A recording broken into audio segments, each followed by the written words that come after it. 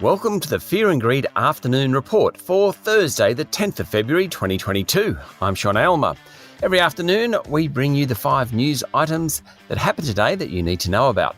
Let's jump into it. Story number 1, the local bourse closed up slightly today to 7,289 points. There were all sorts of movements on the exchange today, mostly from companies reporting earnings.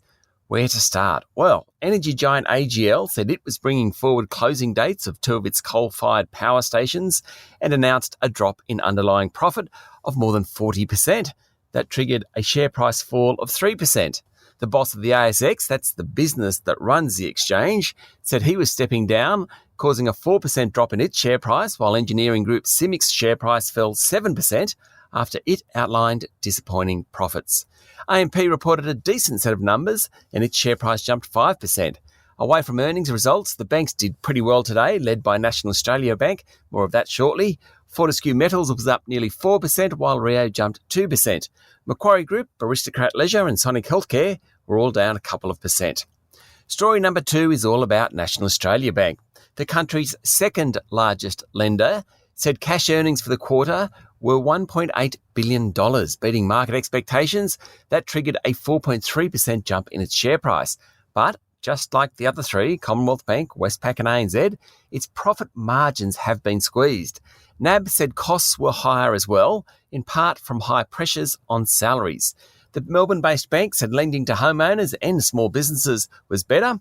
NAB is definitely the favoured bank at the moment among the large investors. Story number 3 comes from Canberra. The federal government's controversial religious discrimination legislation was passed by the House this morning at about 5 a.m, but is now likely to head to a Senate committee, meaning it won't become law anytime soon, certainly not before the next election.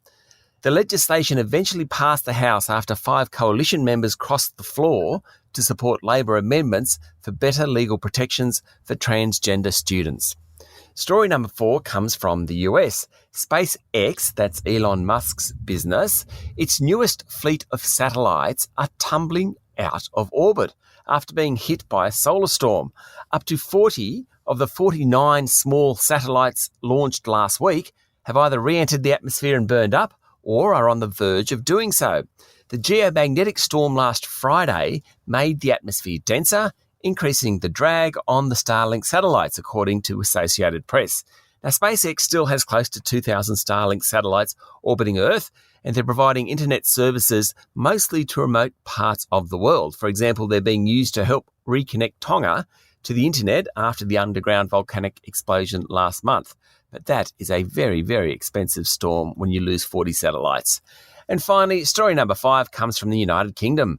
Prime Minister Boris Johnson has scrapped formal pandemic restrictions, meaning from the 21st of February, people will no longer have to self-isolate if they test positive for COVID-19. Now, that date is when schools go back after a midterm break.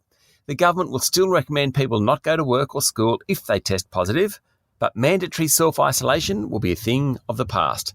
Mr. Johnson said COVID was shifting from pandemic to endemic. There are still around 55,000 new infections in the UK every day and 200 deaths, though that's about half the level of a month ago. That's it for the afternoon report for Thursday, the 10th of February 2022. Michael Thompson and I will be back tomorrow morning for the Friday edition of Fear and Greed. I'm Sean Aylmer. Enjoy your evening.